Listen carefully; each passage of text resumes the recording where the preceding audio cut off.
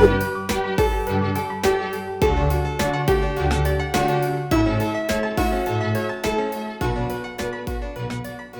everyone. My name is Emily Artful, and I'm your host here on the Behind the Canvas podcast. And today we've got Baylee Jae. Hi, Baylee. Hello, thanks for having me. Of course. I got so many requests to have you on, but I already in my head, I'm like, I know I'm going to ask Baylee to be one of the first people to be on. So why don't you describe a little bit about your channel? Sure. My channel is Baylee Jae. I do art content, obviously. I have a kind of a cartoony style, and I just do a lot of the typical art YouTuber videos, things like speed paints, drawing challenges, the odd tutorial, just a mix of content, product reviews, all that good stuff. Yeah, I actually I watched one of your videos from when you had your original username. Oh yeah, was it X Kitty? It was Z Kitty Z. That's right. Okay, or yeah. Z Kitty Z. Yeah. You say if you're American. If I'm an American. But yeah, I remember watching one of those, and I didn't connect till later that was you until I was like, wait a minute, hold on. I still maybe like once a year get a comment saying, wait, you're Z Kitty Z.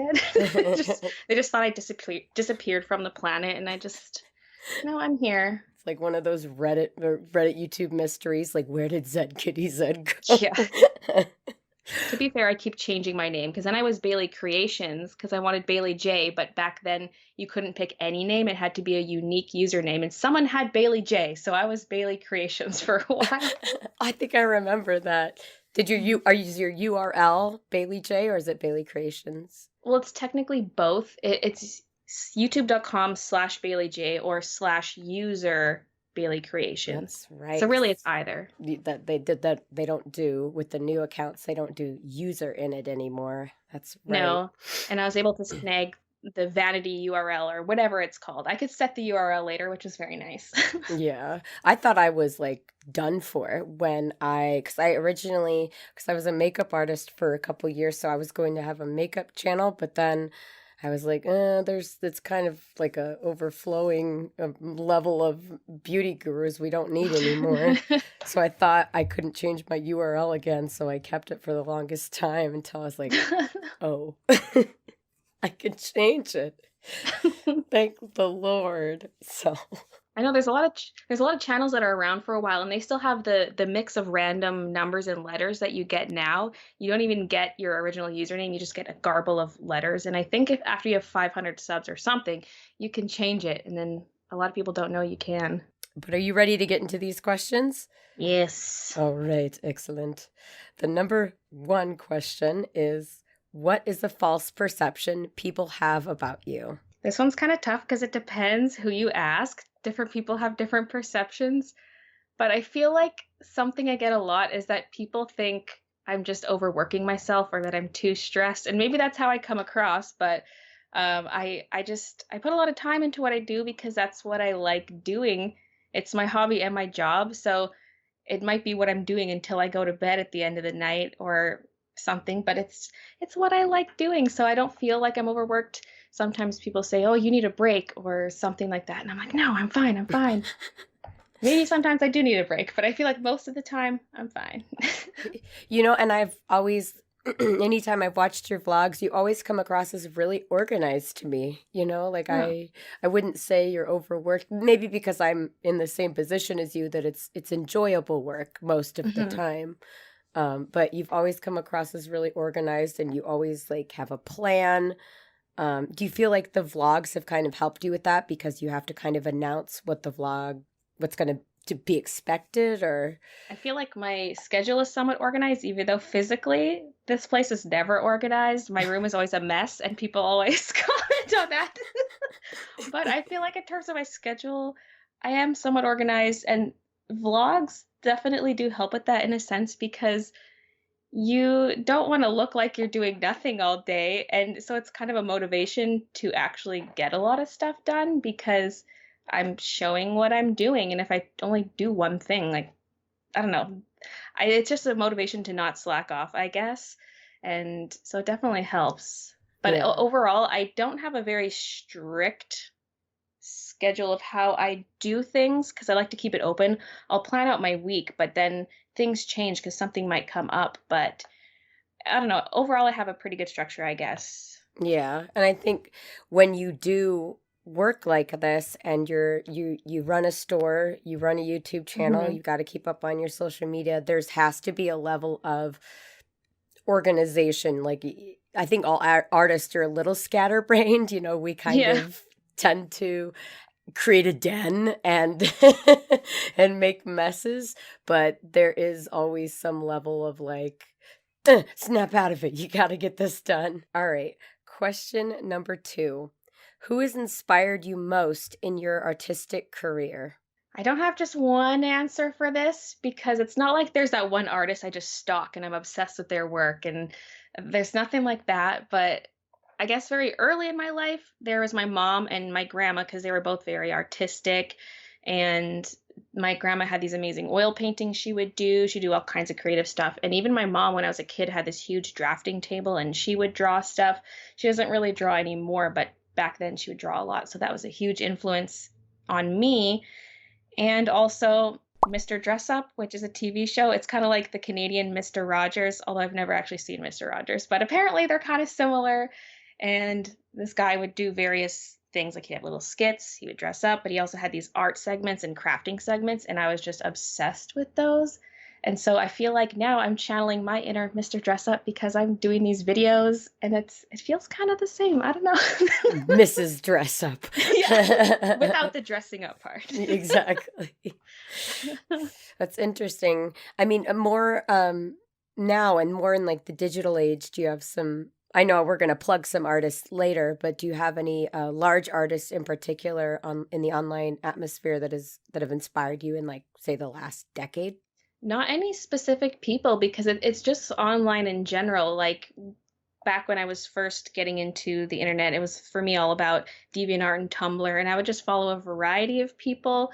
And even today, it's all about Twitter and YouTube. And so there's not anyone in particular, I would say. Yeah. It's like with music, how like it's become easier to like buy just one song instead of the whole album. It's finding Yeah, pieces that inspire you individually. exactly. Just you just follow so many people that you're seeing all of it at once, and yeah. All right, question number 3.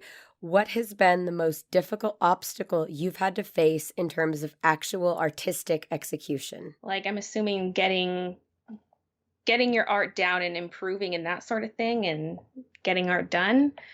I would say it's just the whole YouTube thing. It's strange because I don't know where I'd be without YouTube, but at the same time, I feel like it stunts me also because I'm spending so much time on other aspects like the editing and planning videos and getting supplies and things like that, that I feel like I'm maybe not doing enough art. But I guess that could be true of any artist because there's always going to be that business side. You can't just sit down and draw all day and do nothing else. Like you have to build it into a business somehow. But I feel like, I don't know, I feel like it's been my greatest strength and my greatest weakness being on YouTube. Yeah. Yeah, and it can also, especially when your viewers are expecting something from you, like the style and the overall aesthetic, that Hmm. it can almost trap you Yeah, to exactly. almost like you want to branch out, but you're like, well, I'll post my different art on my Twitter or my Instagram. I don't want to contaminate my YouTube with something too different, and too jarring.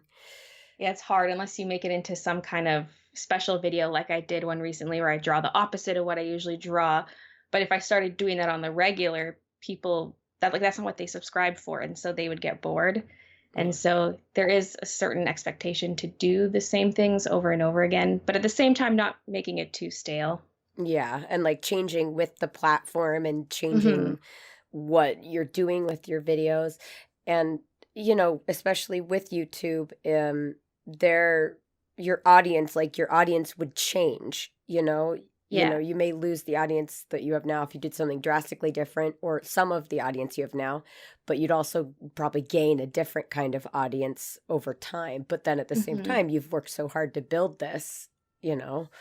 And it's also hard with like you said, YouTube changing. For example, challenge videos got very popular, but then a lot of them are so silly that it's not really a good way for me to practice. Like I guess they are a challenge, but maybe not in the right ways.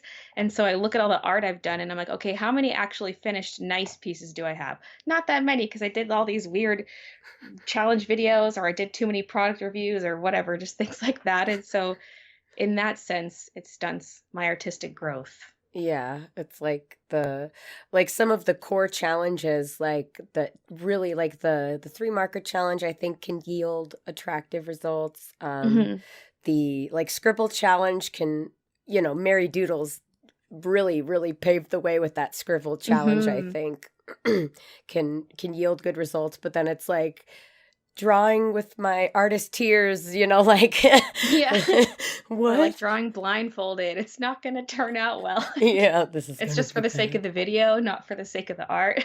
Yeah, exactly. But at the same time, in a positive way, you could look at it like, well, it's like challenging me as a creator, as just a video, somebody who creates videos, or Hmm. yeah, because I remember you did the drawing with your feet challenge, and Yeah. that was a funny video. That was a really great. I think that turned out really well.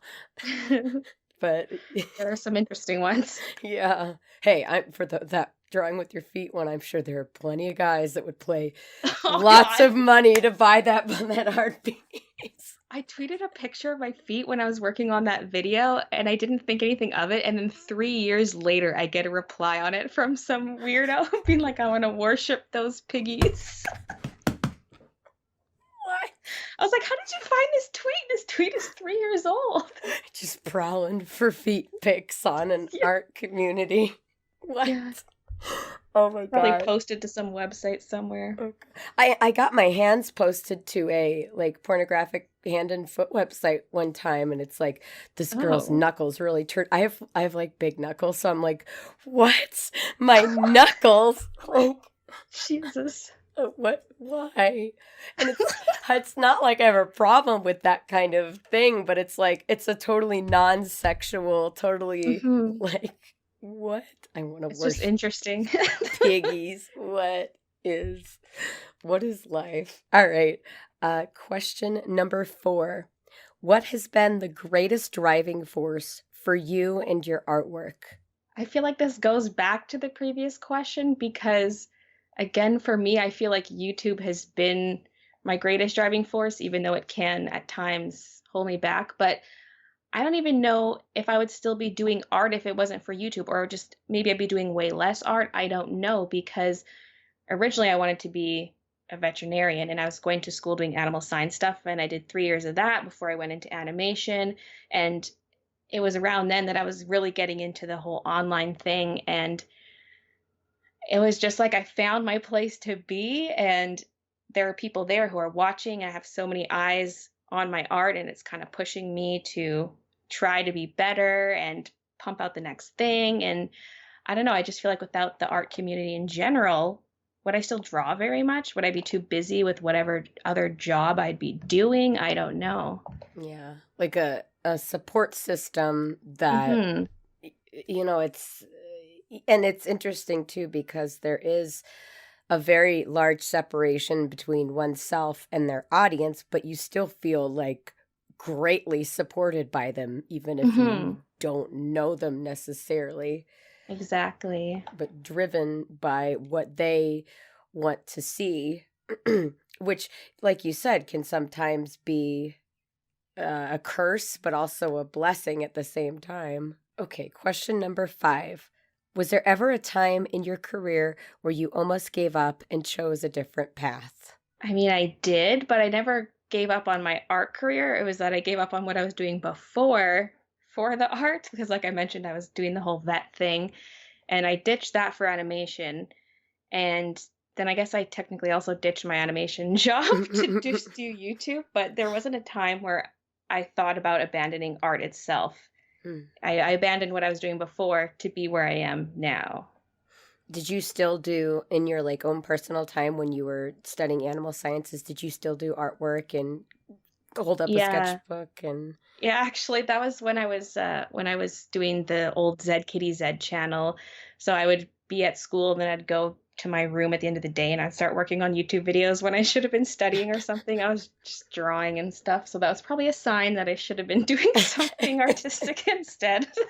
You're filming and there's a textbook in the corner and you just slowly move it out of the way. Like, Yeah. let's get this out of here. Oh. Question number 6. How has your personal background affected your artwork? I mean, my life has been pretty tame, pretty vanilla, thankfully. Like, nothing too crazy has ever happened, but I feel like there are still a couple things that affected my art career a lot. So, when I was in grade 10, it was partway through the school year, and my mom got a job in another province. So we moved far away from where we previously lived, and that was a hard time to move because it was grade 10. I didn't have my friends around me anymore, and went from small town to a city, and it was just such a huge change.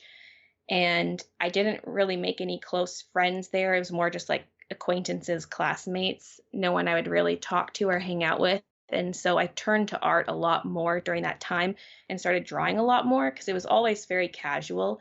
But it was around then that I really started ramping it up and drawing a lot more frequently. And because I didn't really have anyone to show my art to, that's also when I started posting my very first things to YouTube. It was just like slideshows. I pretty much didn't post much during high school, but it was just when I really started to get more into it because of the isolation, I guess. Okay. And then also my grandma, the artistic grandma, she passed away right before I was about to do my very first artist alley at a convention. And she was so supportive the whole time. She was always so supportive of my art stuff. And I remember I was working on some art for bookmarks at the time while we were in the hospice. And she was asking how many I was going to order. And I said I was going to get 25 of each bookmark. And she said, "Oh, no, you're going to have to get way more than that. These are so nice." Like, just this supportive grandma. And like, that's also always stuck with me. And even as kids going to visit her, she had this huge collection of art and craft supplies. And so anytime we went there, it was just artistic stuff. And so, yeah, I feel like those things had a huge impact on my art journey. You know what's crazy is this is the, I think, 4th person I have talked to in the art community whose grandma has been like an absolute driving force in their artistic journey. Because my grandma's an artist and was a watercolor artist. And it's like, what are with these like amazing grandmas? Yeah. These amazing, supportive, no matter what you do, they're going to be right there being awesome. But yeah, I mean, it says a lot about that generation of women too, of these women who were mostly kept in the home, but still found ways to keep busy and keep their minds sharp. And I think it's a testament to that generation of women. Yeah, for sure. Which we normally think of them as like, you know, pie on the windowsill kind of. Well, you kids go run along, and when you come back, you can each have a sody pop, like that kind of thing. Yeah. But I think it's wonderful that they're just, it's just a testament to how women have been badass over the years. All right, number 7. What is something you would tell your past young artist self? I would tell myself to, God, this sounds kind of bad, but stop copying all those anime screenshots and draw more of your own work, because I was such a huge copier in the earlier days, and we all start that way, but I feel like I should have transitioned doing more of my own stuff sooner, because even when I was like 17, 18, 19, I was still mostly copying, and I guess it depends when you get into your artistic journey, but I just wish I had forced myself to learn more of the basics and tried doing more of my own stuff. Just take art more seriously in general. Yeah, go back in time and slap yourself and say, Loomis heads! And then, get your butt into gear. Yeah. D'Angelo actually said the exact same thing. When I asked him, he said exactly. He said, "Stop drawing anime." Oh my God, I haven't watched his yet. I haven't listened to that one. Yeah. That's a funny coincidence. And I don't think it's bad to draw anime. I think it's totally fine. It was just more like I was just copying screenshots instead of trying to come up with my own ideas and things. Yeah. And like you said, all of us, for the most part, at least a lot of the millennial and Gen X artists have started because of anime. Because it was It's just definitely a big influence. Yeah, it was so wildly different from anything us kids growing up in the Western world had ever Yeah. seen. Um, but I think we all, yeah, would sit at our mom or dad's old computer or like print it out at the library and just Yeah. slowly and meticulously how to get this eye shine just right. Yeah. Question number 8.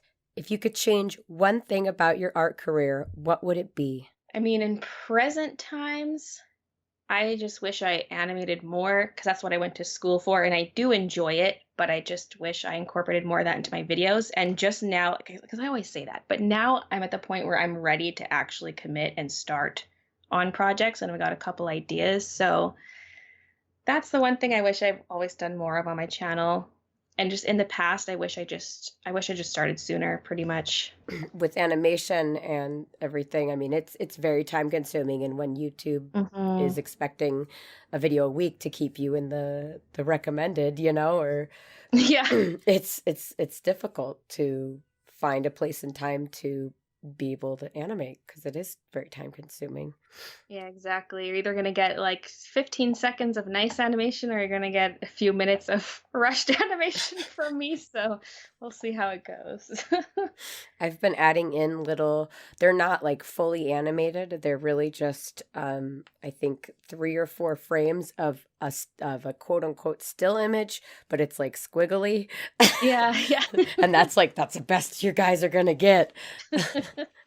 Or like using the you know, using layers to make something move that's still in Premiere. It's like Yeah. that's all I've got time for. I'm sorry. It's tough because you gotta really pump out the videos. It's I can't just take a month off to work on something and it's hard. Yeah. I remember you did those Daily Bump. You did all of their intros. Yeah, Those were that was really fun. hard because I did one big intro first, and later on it was a bunch of small pieces that they could piece together in any order they wanted. But for the big main one, think I worked on that for close to a month, but I was also working full time at the animation studio and trying to work on my own YouTube channel in the Mm. evenings. And so that was a lot.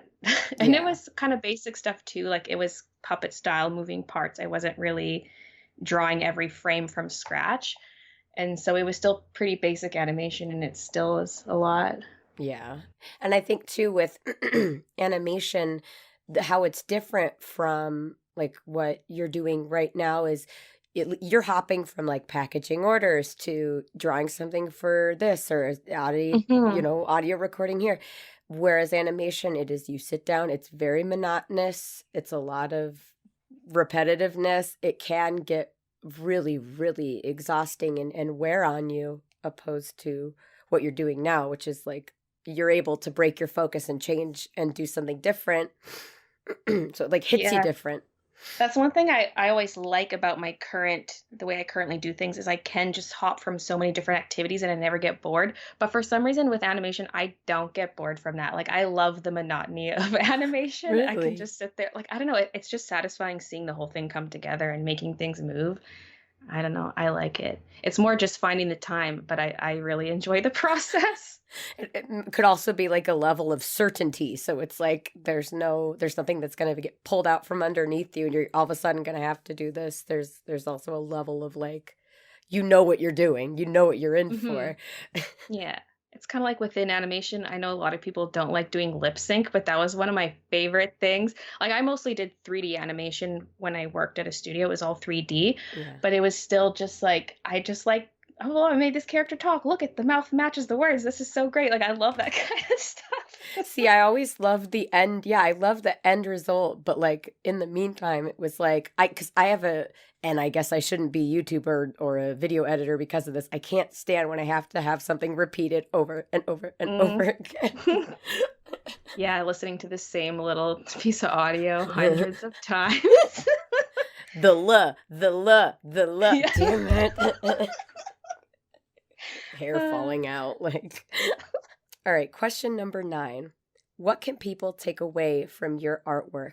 I don't always have a lot of messages or meanings behind my artwork, but I still just hope that when people see the kind of art I do, is that they learn to just draw what they like drawing because I do a lot of cartoony stuff and that can get a lot of flack. I mean, in the right communities, it's praised, but if you look at society in general, they prefer more realistic stuff.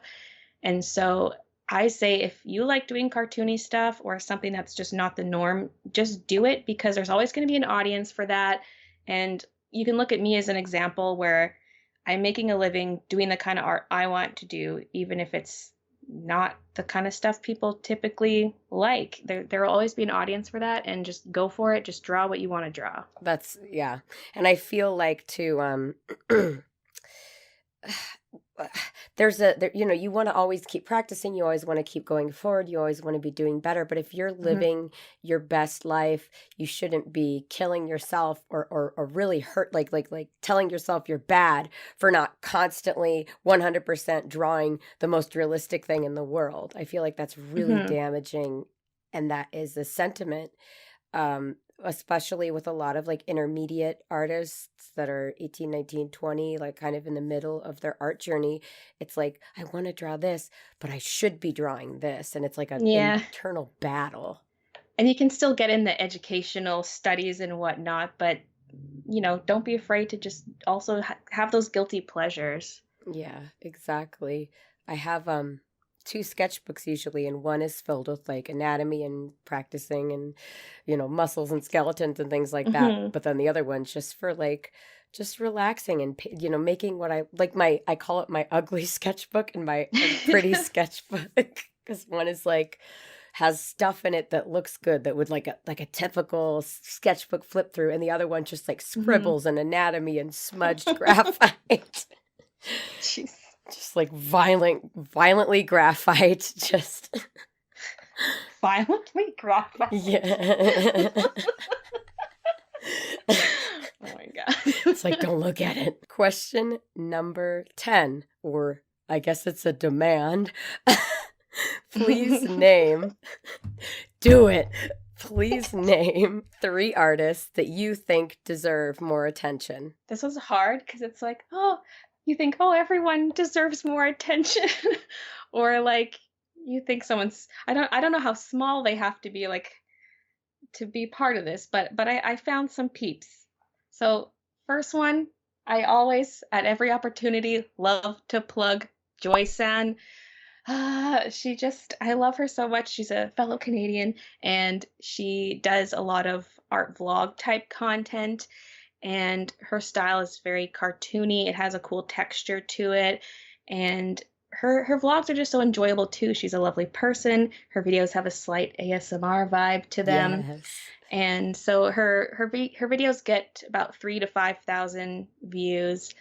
And I'm like, where's everyone? These are so great. Maybe I have particular tastes. I don't know, but I love that kind of content. I love her channel. So yeah, JoySan, JoySan.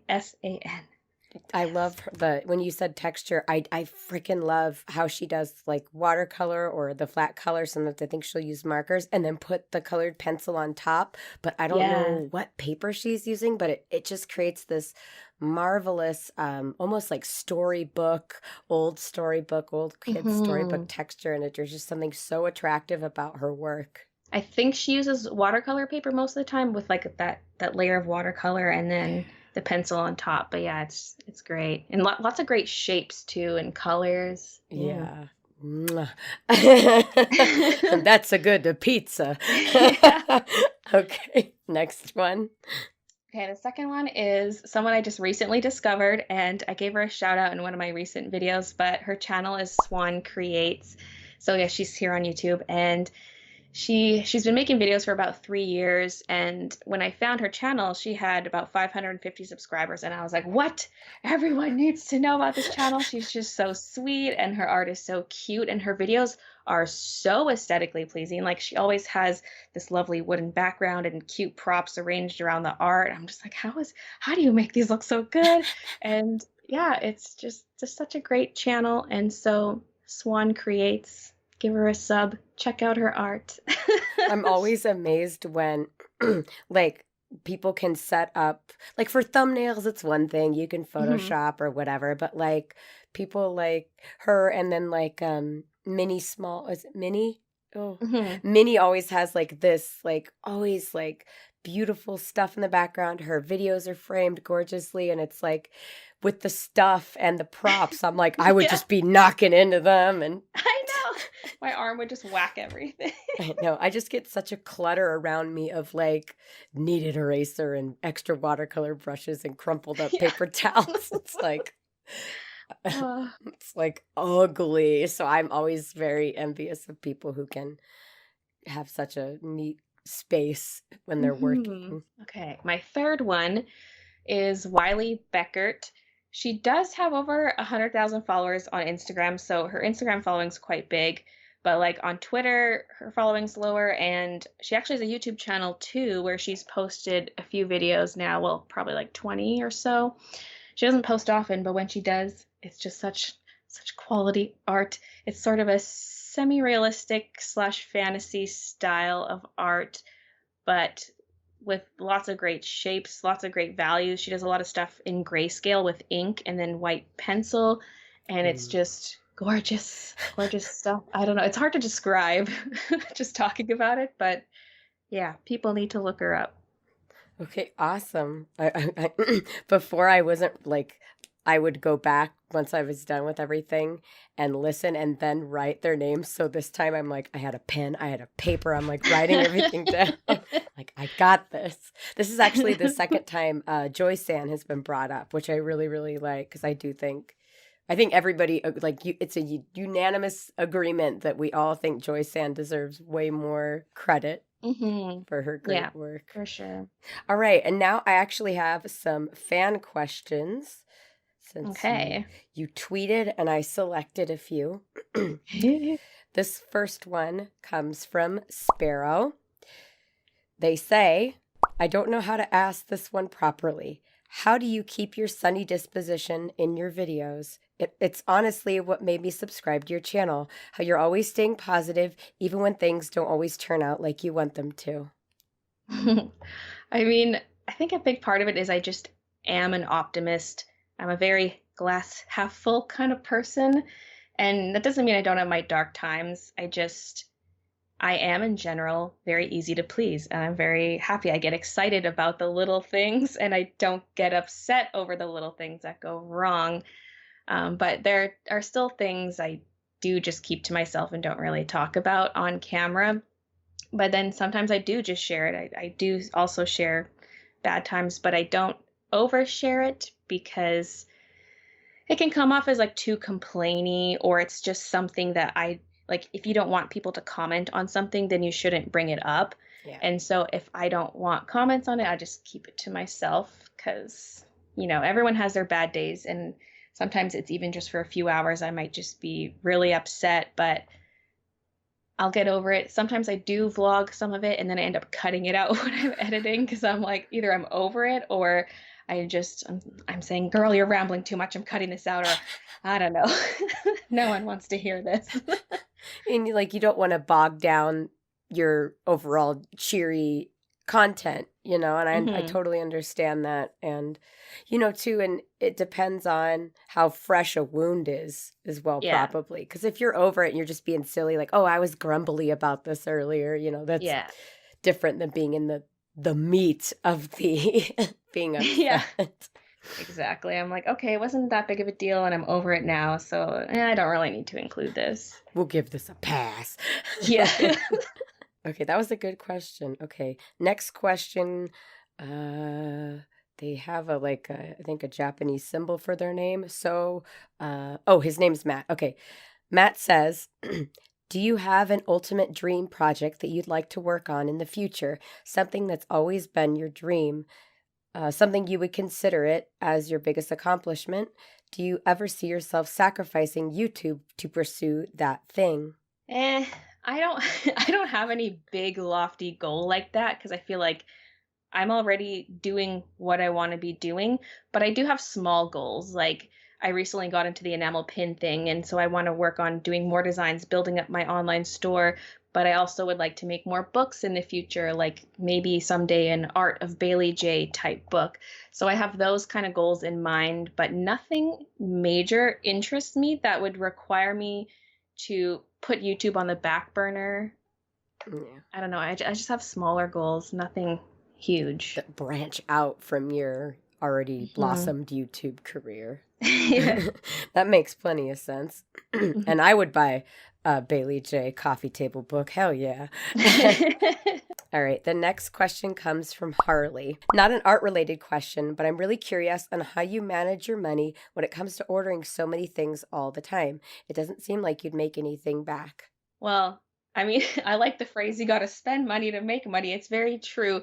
You got to make sure you're not overdoing it, I guess, because I have a general idea of how much I can sell of certain items or something. Like recently, I have another batch of enamel pins that's about to go up for sale. And so I had to buy the pins, which is expensive because there's a lot of them. I had to buy the cardboard backings, the plastic sleeves. There are thank you cards that go in there. I need the box so that I ship them in, the shipping labels, like all kinds of stuff goes into it. And so when I'm buying all this, it looks like a lot because it's like, wow, it's a lot of things for this, but I'm still going to make my money back. And you got to keep that in mind with stuff like this. So you want to make sure you're making back. People say like you charge triple what you spend.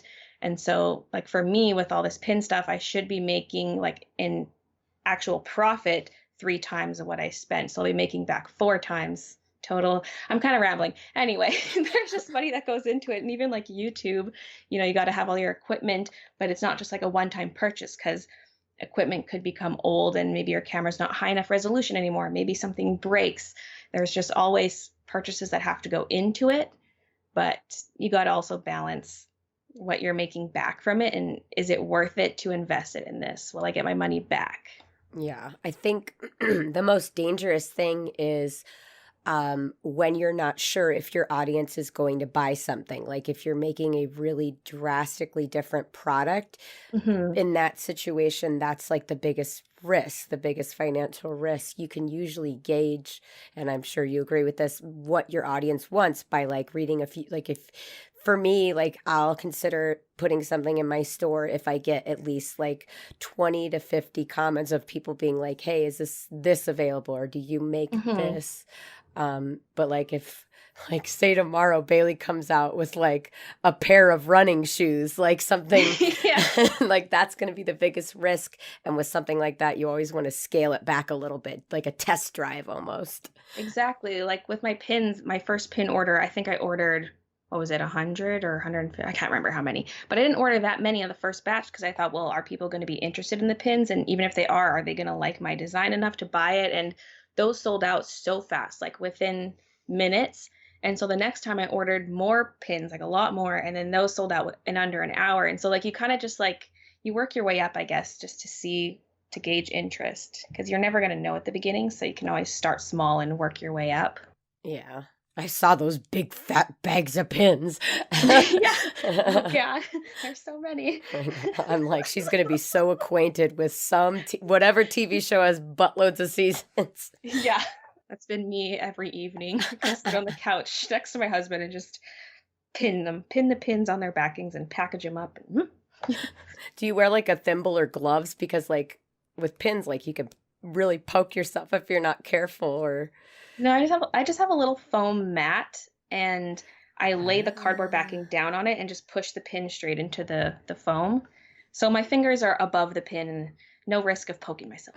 Okay, you're like, excellent. You're like getting tetanus from selling adorable like ducky pins. Oh God. You're all pale and shaking. You're like, I'm fine. It's worth it. There's blood on my Baylee pin. Uh-oh. Some people would like that. They'd be like, ooh. I got a special edition. Okay. The next question is from Swag Dip. I Ooh. I realize I didn't screenshot their full username, so I'm just reading what their little their name thing is. The changeable thing is. So I'm sorry. What is one of your most embarrassing childhood memories? This is always a hard one for me because I feel like I maybe just wasn't easily embarrassed as a child, or I just forgot about most embarrassing things.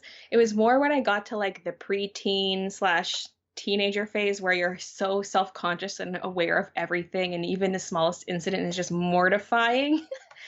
And so the one that always comes to mind is I used to be a figure skater, and my brother played hockey, and so when my figure skating would be done, the hockey players would have their practice right after. And he's 2 years older than me, so everyone on the team is about 1 to 2 years older. And so it's like, ooh, those are like the guys you want to impress or whatever. So I remember leaving. I was walking through the rink, like the guys are at the boards waiting to get on the ice because the Zamboni is going, and I had to walk through them, and all the hockey players start going, excellent. And I was like, what? Like, what does this mean? I was just very confused, a little embarrassed. But then it wasn't until later that I was mortified because my brother told me that there's this rumor going around that me and my cousin were in the bathroom at the rink together in the same stall, and we were both just going, excellent. And I was What? like, oh no, which is French for excellent, if anyone doesn't know. But when I found that out, I was just horrified because like the whole team apparently heard this, and it was not true at all. I don't know how it started, and just little preteen Baylee, or maybe it was like 14 or something at the time. I don't know. But I was, Oh my God. yeah, that was not good. Like, what could even be? I don't. Oh. Yeah, Oh for my someone that age, it's like the worst. Now I'm like, it's hilarious. But Yeah. It's just like for me, it's like embarrassing for the boys. It's like what even like how did that even what dumbass even like this would be a funny thing to make up? It's like I'm just glad I didn't find out till later. Oh my God, I just thought of another embarrassing thing, kind of similar. yes. God, okay. So it was like grade 9, and we had to make these posters, and we had to cut pictures out of magazines and glue them to the poster, and it had to be things that are about us, like maybe your favorite color, maybe like cats, so you paste on a cat. I don't know. And so at the time, I was in this long distance relationship with this guy named Kevin, and my favorite number was 6. And so I'm cutting things out of the magazines, and I'm like, oh, my favorite number is 6. I'm going to glue 3 6s onto here. But I didn't know what 666 was because I was stupid apparently at that age. And then I was like, oh, I'm dating Kevin. I'm going to cut out some K's, and I glued those on. I glued 3 K's next to each other. And then we had to present it to the class. And I mentioned how 6 is my favorite number, but then for the K part, I was all bashful and didn't really want to say in front of my teacher and in front of the whole class, like, this is my boyfriend. So I just said, yeah, and passed over it, didn't explain it. And then they were all hanging in the classroom. And my brother comes up to me later and is like, my whole class thinks you're a freak. And I was like, what? Didn't get it. And he explained to me. And again, I was like, oh no, what have I done? He's like, well, they all think you're a Satanist and a racist. Just a heads up. Yeah. Oh, God. Just like And that's when I panicking. learned what those things mean. Poor innocent Baylee, like just being all at once, just like realizing all the darkness in the world, plus also being like, I don't want this associated with me. Just tearing it down.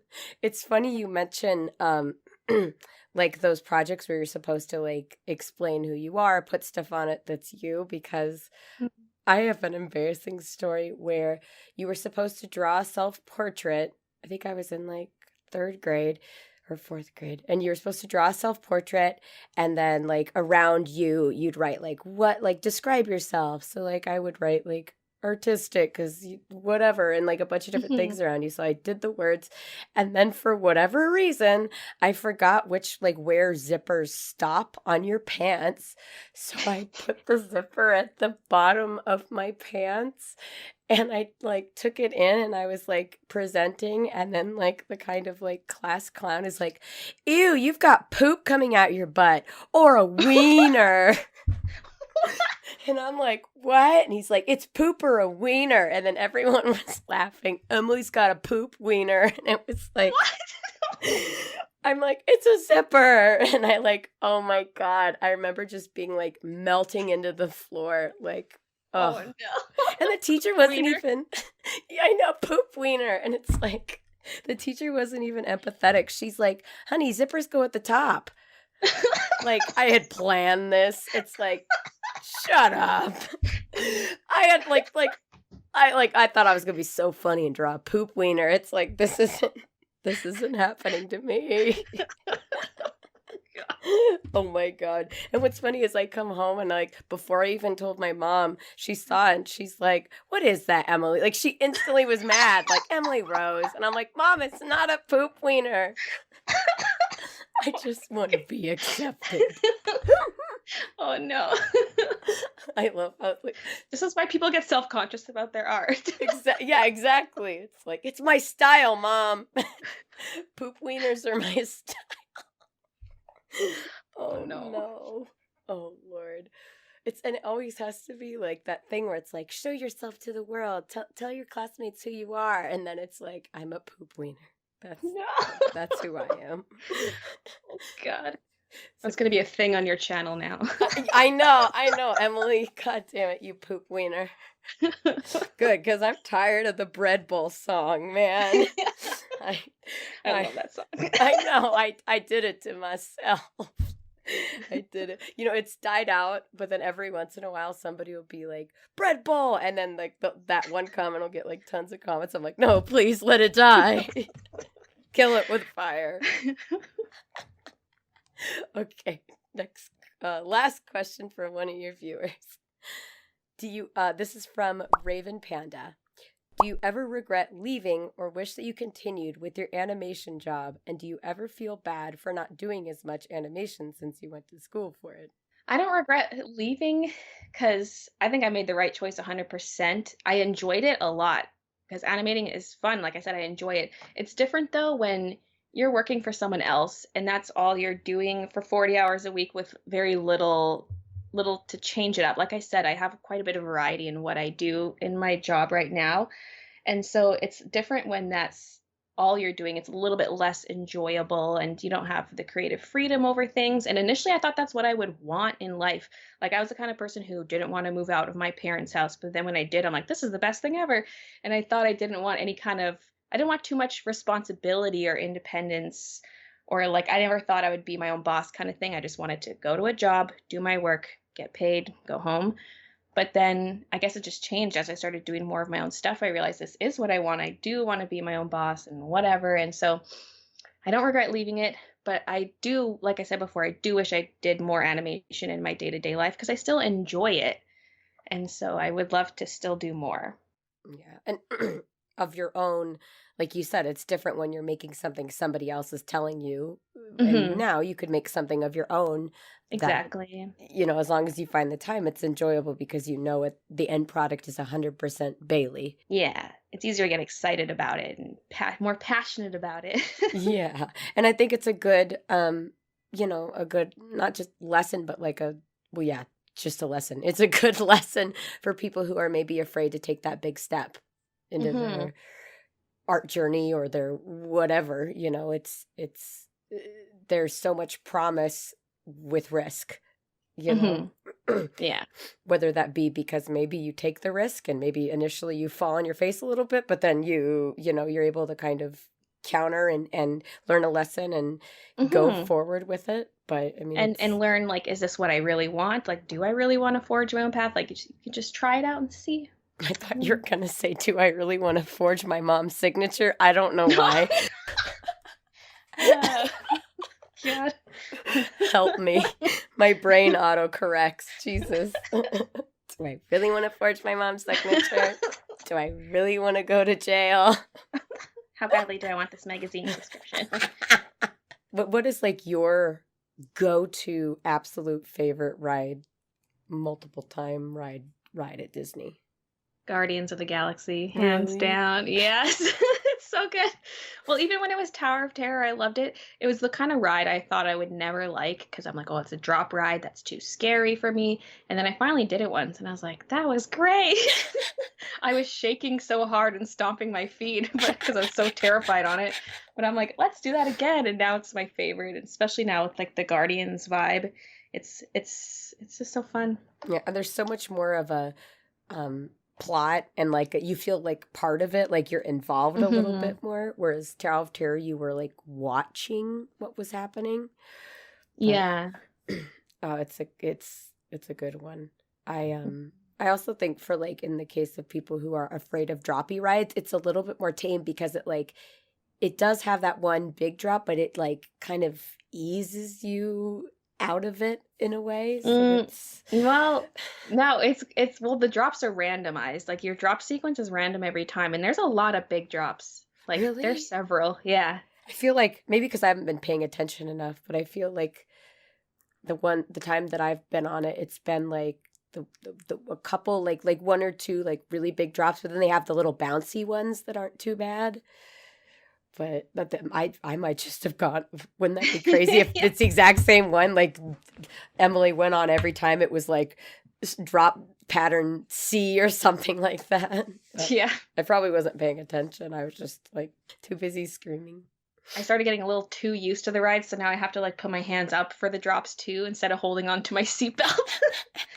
There's no like handlebars in front of you or anything, so that's kind of terrifying. But Yeah, yeah, I'm now like a hands in the air.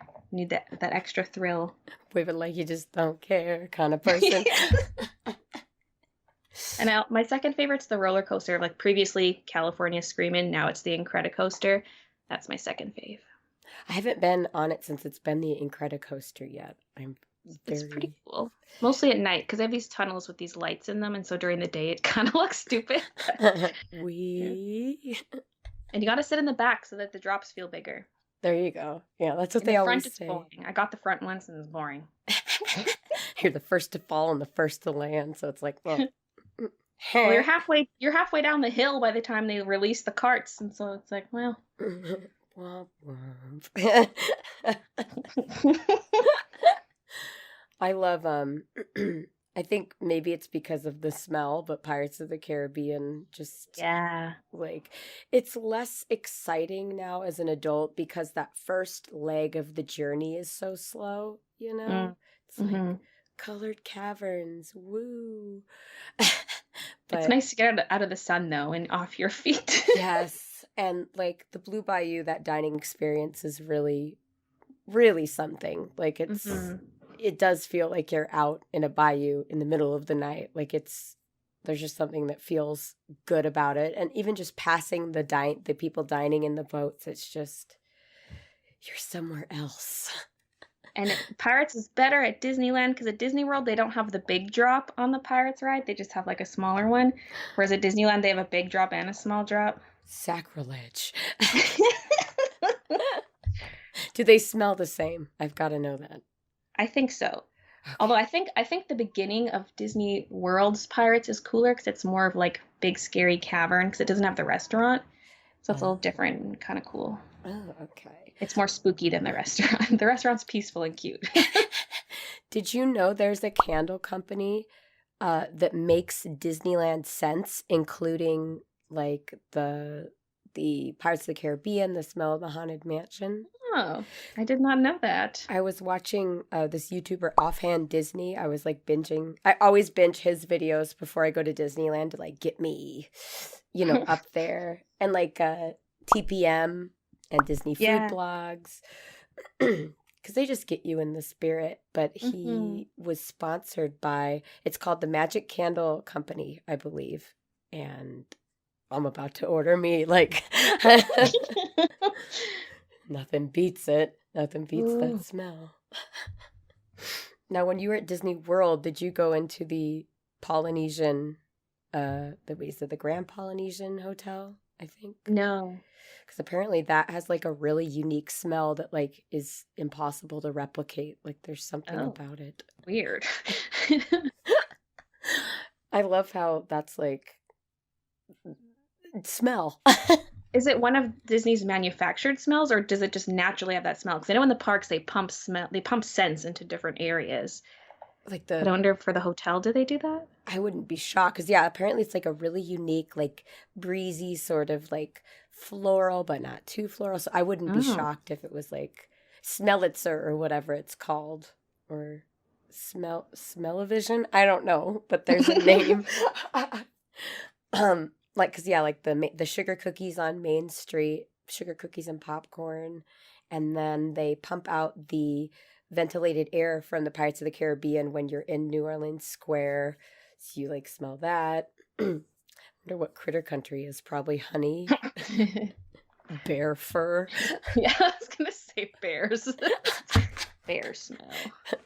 Imagineers went into real bear caves. Rotting fish. Like, man, this smells a lot worse than I thought. Disney will make some tweaks to it. But anyway, Baylee, it was really wonderful having you on the Yeah, podcast. thanks for having me. This was really fun. Of course. Yeah, I'm like, I knew we'd get on Disney. I steered us to Disney. I'm always down to talk about Disney. Yeah. All right. Well, thank you guys so much for watching. And don't forget to stay out of trouble. I'll see you guys later.